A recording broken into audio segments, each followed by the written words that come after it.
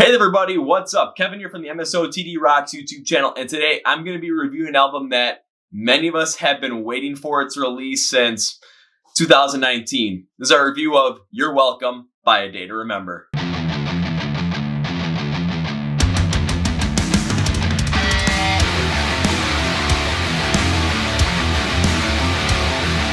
So before we get started, please follow MSOTD Rocks on places like Facebook, Twitter, and Instagram. You'll get the 30-second song of the day feature every single day on those platforms to get to know all the great bands in the scene today and a lot of the great upcoming ones, emerging ones as well. We also post any different announcements on all those platforms anytime anything comes out. And we also connect with you guys on those platforms, and ask you many different questions. On Instagram, every single Tuesday night, we post an IGTV video, which is a behind-the-scenes look at what's going on here, or we talk about some more prevalent things going on in the music scene today. And every single Wednesday night at 9 p.m. Central, we go live on Instagram, talk for an hour, and just whatever the heck happens. So make sure you join us. Please also subscribe to this YouTube channel, because not only do you get these album reviews, you'll get other things such as the Kevin Figures Out series, where I try and figure out if I like certain bands in the scene, not that I'm not that well versed in different top 10 lists, different videos about emerging bands in the scene, and of course, the year-end award, so go check that out. And this is also where the Chord Progression podcast lives. Yes, it is our very own podcast. We're interviewing all of the upcoming emerging bands in the scene today, and even some of the heavier hitters as well, with bands like Modern Day Escape from Ashes to New, Rosie, Wild Ways. We did one with Dream Shame. We did one with Witherfall. I mean, the list goes on and on. The list just keeps growing and growing. Episodes come out every single Tuesday and Thursday in the morning, so you guys have them ready to go. And you can find those episodes here on YouTube, or you can listen on Spotify, for Podcast, Google Play, and iHeartRadio. Links are below for everything, so like, share, subscribe, tell the crazy guy on the street going, hey everybody, let's go!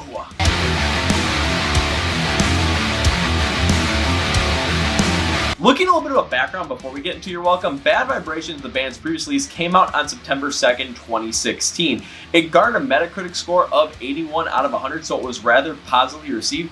And this was the first time since For Those Who Have Heart where the whole entire band ended up contributing to writing on this album. They got together in like a cabin in Colorado for like a month and a half to 2 months and wrote this.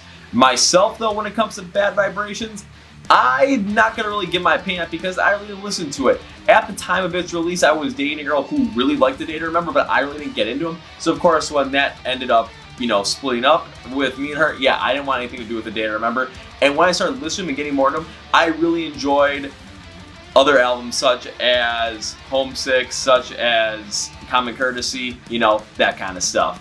So that's where I was going with this, and I ended up seeing the band live in 2019 on the Degenerates tour, and I gotta say, that was a lot of fun. Now looking at Your Welcome, Jeremy McKinnon ended up saying that this album was going to be taking a look at that core Day to Remember sound, but mixing a lot more modern influence such as indie rock, pop rock, but also looking at some other things such as punk rock and even some heavier stuff as well to mix into this. This is going to be the band's first release from Fueled by Ramen, which also has bands such as All Time Low, Panic at the Disco, Paramore, and 21 Pilots. This album was supposed to come out back in 2019 on November 15th, but a week before the album was supposed to come out, guitarist Kevin Scaff said that the album was going to be delayed until 2020 due to mixing not being fully done along with the artwork, which I thought was a little bit sketchy because, think about it, you're saying this a week ahead of time. And then, of course, the COVID pandemic that pushed it back even further to the album being released on March 5th, 2021. So with that long period of time out there, the anticipation is high on this one. The expectations are high on this one. If you want to just go to the end of this video and look at the final thoughts section, you can. I summarize everything up and put a whole entire bow on this silver lining, if I like it or dislike it, and really kind of take a look at everything overall. But if you're ready for the whole entire rundown of what I personally think happened with Your Welcome and where I thought of it, let's go.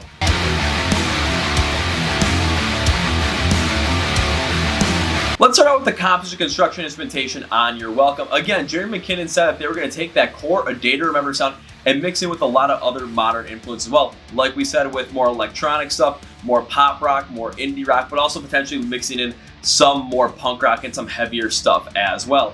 And this did reign true. However, we end up getting more of this mix in with a lot of that more pop rock, indie rock, and electronic stuff, to which really made this album feel like A Day to Remember, but I would have to say it, castrated.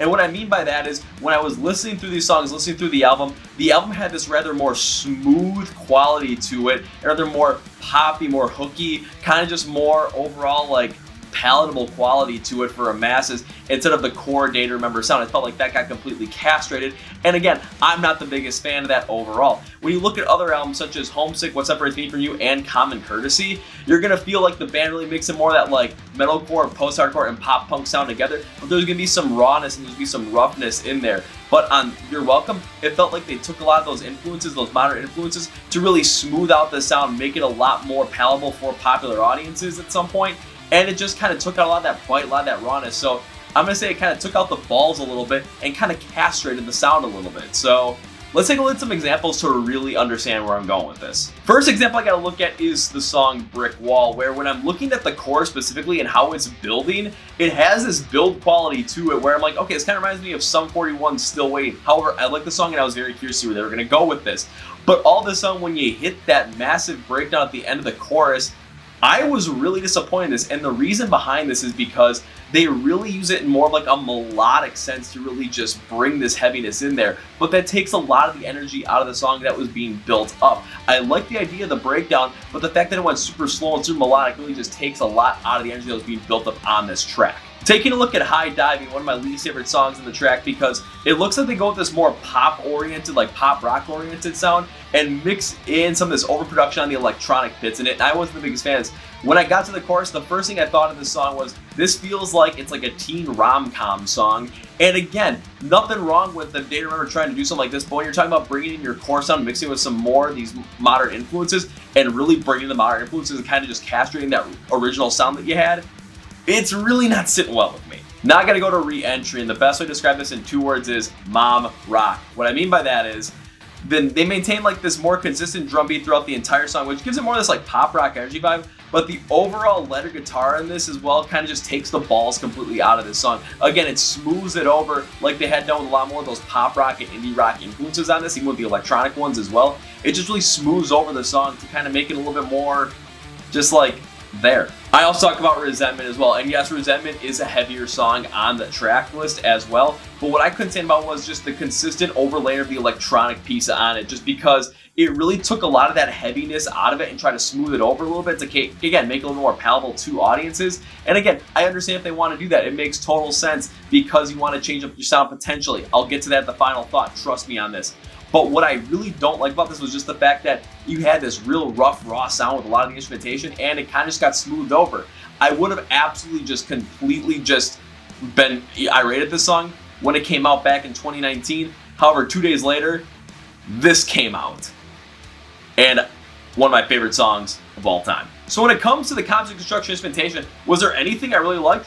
Okay, I'll give them a couple of things here. Permanent, I really liked how the bridge was built up because it did build up that energy, and it did have a rapid drum fill at the end to go into the breakdown. And when the breakdown came in, again, even though it was melodic, it still was heavy, hard, had a little bit of burst in there, and it was ballsy once again. I think this is the most ballsy track that they ended up having. Yes, there was another track on here that really went hard as well, but there was nothing that really had that, core Day to Remember sound at the base of it like Permanent did. One other thing I've talked about is the song Everything We Need, and you guys know I'm not the biggest into country, and this one took more of this like acoustic country twang feel to it, but it's how they deliver the song, how they deliver the message with that overall sound, I thought really did work out well here, and especially was placed well at the end of the album. And if you're thinking, oh man, that's not a Day to Remember, they didn't do that very well, well, take a look at If It Means a Lot to You. That's probably their most famous song overall, and it kind of did the exact same thing, so this one absolutely is a nail on the head because it matched up with the theme.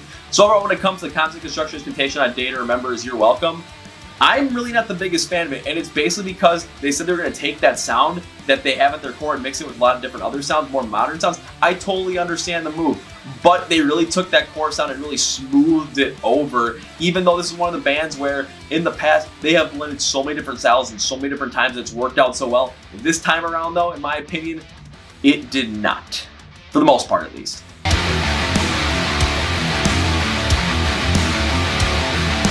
Now time to look at the vocals specifically from Jerry McKinnon, and when I looked at this, I was expecting from the outset of his explanation that this was going to be his most dynamic vocal style to date, and the reason behind that is because when you're talking about taking that core Day to Remember sound and mixing it with a lot of different influences, more of the modern influences, I'm expecting something like this to be a little bit more out there, a little bit more challenging for him. I thought he was going to definitely take it on. And in the end, I really didn't think he fully did. But then again, this could also be a cause of following along with the instrumentation, following along what it's calling for with the vocals, which I'm totally for. Do not get me wrong on that. So this could also be kind of the fallacy that kind of bleeds back in the composition, construction, instrumentation side of things.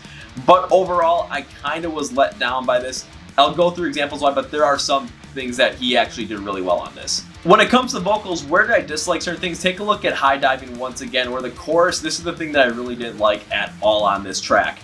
The vocals here are more like the verse with the pop sing talking style on this track. However, the distortion that is added on top of them really gives them this higher pitched pop sound, especially at the end of the chorus. And again, it really kind of makes it feel like this song, A Day to Remember really didn't make this song. It just doesn't feel like their core is even in this, and the vocals also show this. Viva La Mexico is also one of those tracks as well where, again, the instrumentation is calling for this style, but I really don't think the vocals really stand out very well. And specifically, this is in the pre-chorus and in the bridge. Well, look at the pre-chorus of this one. The guys are mostly chanting on this one. And again, it does make a lot of sense because the song's about the guys going on a bachelor party in Mexico, so you're going to get more of that party vibe behind it. But it just really didn't carry over very well for me. It just really kind of felt like, okay, this is going to be this kind of formulaic at this point, and it just doesn't sound like full-on like what A Day to Remember would be at their core. Then the bridge is where I completely was like, okay, I'm kind of out on this one. The bridge, we get another like 30 seconds of Mars moment on this track, on this album, where Jeremy goes melodic with his construction as the drums are working to build behind him. And it just doesn't sit well with me. It really doesn't help the song kind of lift into the final chorus like it easily could. Plus, I heard rumors that Vic Fuentes might have been featured on this track, which he was. I'm like, man, that could have helped. Also look at f.y.m, and this is where I kind of wasn't the biggest fan of Jeremy's vocals because he kind of did more of that like sing-talk style throughout the whole entire track, and it felt like a run-on sentence at this point. It really wasn't anything that was like super big on me. However, was there something I liked on this one? And I think you can agree with me on this. It was the song Only Money. Now going into Only Money, where Jeremy is talking about the loss of his grandmother and regretting not spending as much time with her. So I'm going to go through the whole entire vocal set on this one for you to really understand it.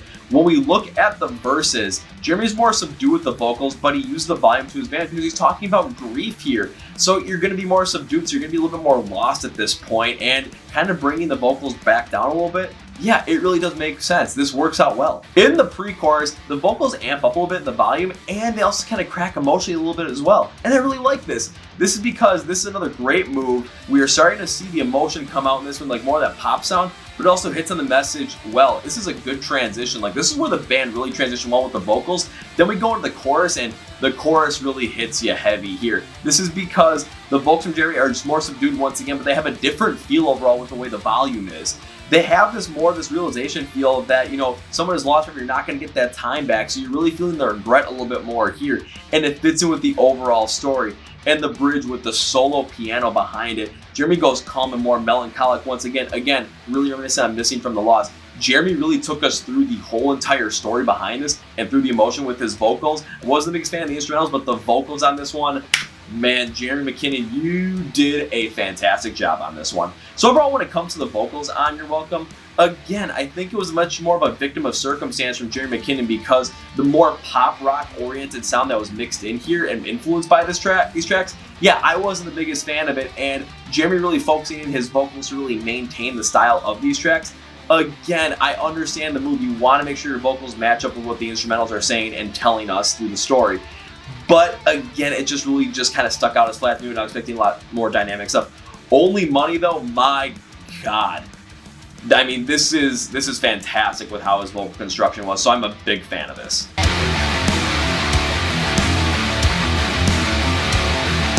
So now taking a look at the themes of You're Welcome and the styles of the songs and how they worked out there, I was trying to figure out a bass theme for You're Welcome, and I think the bass theme is the guys growing up, but it's not growing up from being teens to adults, it's growing from being adults in the, you know, hard rock, metalcore, post-hardcore scene to being more of this like family style that they've gone and grown into. Take a couple of songs. Take a look at Viva La Mexico. Again, they're celebrating someone's wedding. They're celebrating someone in the band's wedding at this point.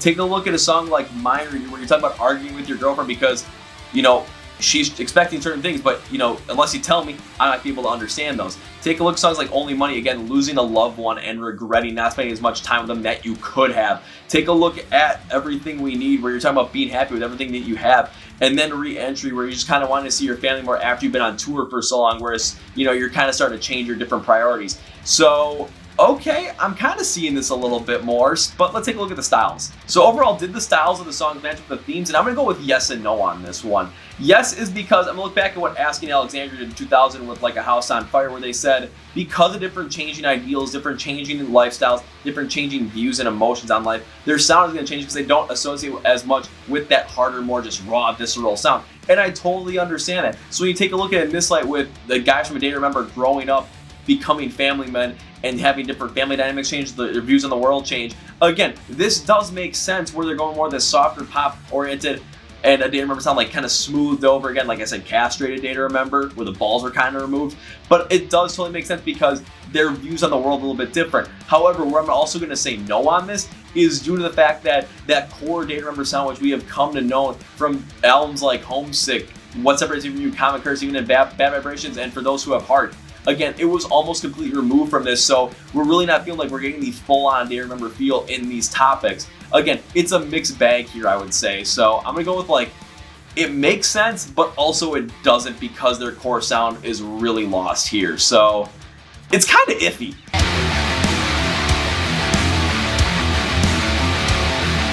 So now overall, what's my rating for You're Welcome by Day to Remember? And it is...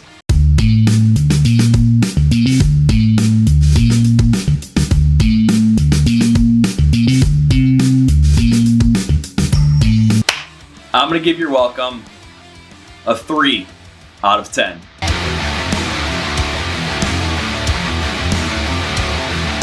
So one of the things I liked about You're Welcome by Day to Remember, and yeah, I'll take a look at a couple of, take a look at the construction behind Mind Reader and Only Money. Take a look at Mind Reader. I do like more of that hard rock sound in there because they really use it well to tell the story of an argument between a man and a woman, or a man, woman, whoever it is, where the other person is really not telling you what they're thinking and they're expecting you to know what it is. And I really kind of associate that a little bit more, so I totally understand that.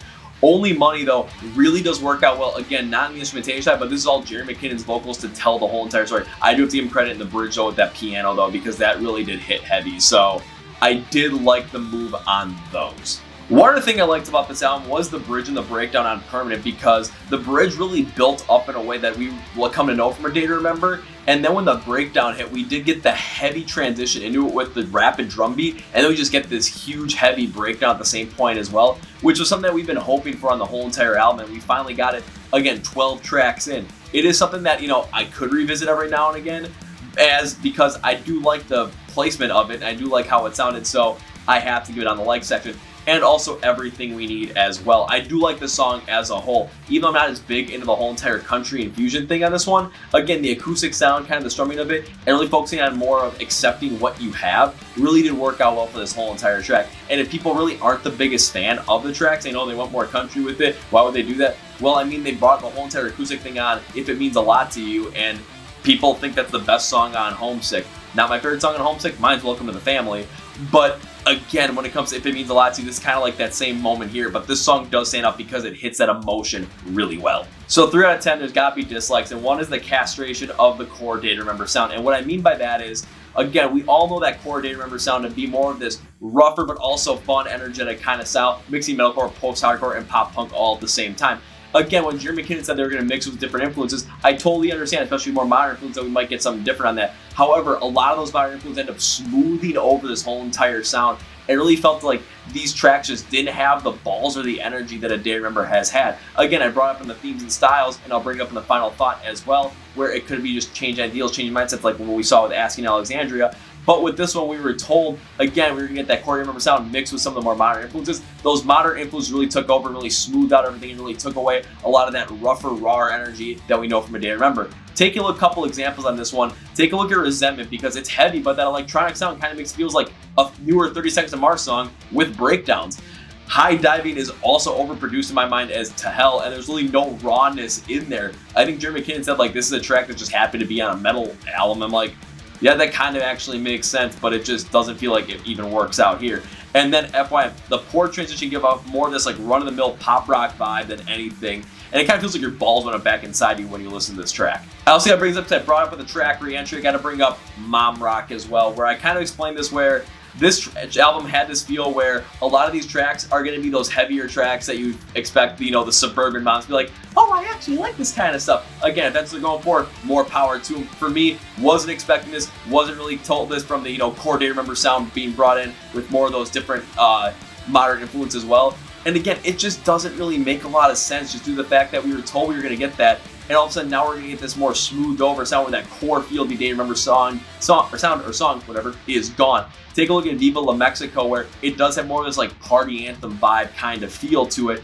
which again makes sense with the overall theme of the song. However, again, it just takes out a lot of that roughness, rawness, and it takes out a lot of that energy behind it. Re-entry is probably the biggest offender of this in my opinion, and the reason is because when we take a look at it again, the soft overplayed pop style kind of castrates the band, really leaves them without a lot that can be, what made the band great in the first place. Everything stays so consistent, and the group's like, whoa, in the chorus kind of just make this a whole entire thing of the mom rock quality. Also, this album really focused on more like the melodic styles behind the overall album, and man, was not a big fan of this because again, take a look at what really made a Day to Remember the band there at their core. Again, those different mixtures of different styles, but also they had a good amount of patience, but when they really slowed it up, it did work out. On this album though, not the biggest fan of it, and I think Brick Wall is the perfect example of it because with the chorus kind of being built like Still Waiting by Sum 41, we're getting this amped up feel going into that heavy breakdown. But the breakdown is so melodic, it takes so much energy out of it. I was like, man, not a fan of this.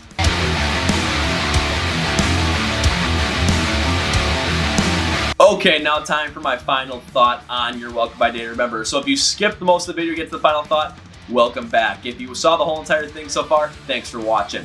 So here's my final thought by it. When it comes down to You're Welcome, Jerry McKinnon again said that we were going to get that core Day to Remember sound on this album, mixed with a more modern influence like indie rock, pop rock, some electronic stuff, also potential, heavier stuff and punk rock. But what ended up happening, in my opinion, was we got this more smoothed over, more castrated sound. Again, the kind of like the heaviness, the rawness, the balls of their core sound was removed, and it really fit more with this more melodic, more pop rock oriented kind of feel to the overall songs.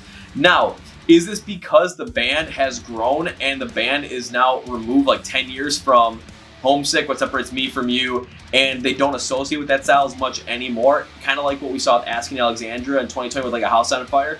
That could very well be the case. And if that's the case, I totally understand You're Welcome. I'm looking at it in a different light at that point. However, we were kind of told that we were going to get the core Day to Remember sound mixed with more modern influences, and that core sound was very much smoothed over. So I wasn't the biggest fan of this nearly as much. And again, it's because I also reflect a lot more on kind of the more harder sound. I really like What Separates Me From You. I like Homesick. I like Common Courtesy. I really like Right Back At It Again. So that's where I'm looking at this kind of stuff. When it comes to You're Welcome though, I did like the heavier bridge and breakdown on Permanent. I really like Jeremy's vocals on Only Money, and I absolutely really like what they did on Everything We Need. I actually thought this worked out very well. If you do like this album, if you're a big fan of You're Welcome, no questions here. I totally can understand why you would like this album. I've seen a lot of people like this album. Again, totally understand. For me though, it just doesn't necessarily hit well. So if you like this album, please go ahead, listen to this as much as possible. If you're like me and you're not the biggest fan of this album, you have two options. One, there are plenty of other bands emerging in the scene today that can easily use your attention, use your respect, and just use your listenership. Or if you want to keep listening to Day to Remember, but you're not liking this album, there's plenty other albums in the back end for you to listen to. For those who have heart, Homesick, Bad Vibrations, Common Courtesy, What Separates Me From You, you can go back to those. Again, if you don't associate this like I do, that's just going to be the case. So for me personally, when it comes to You're Welcome, I gotta say, no thank you.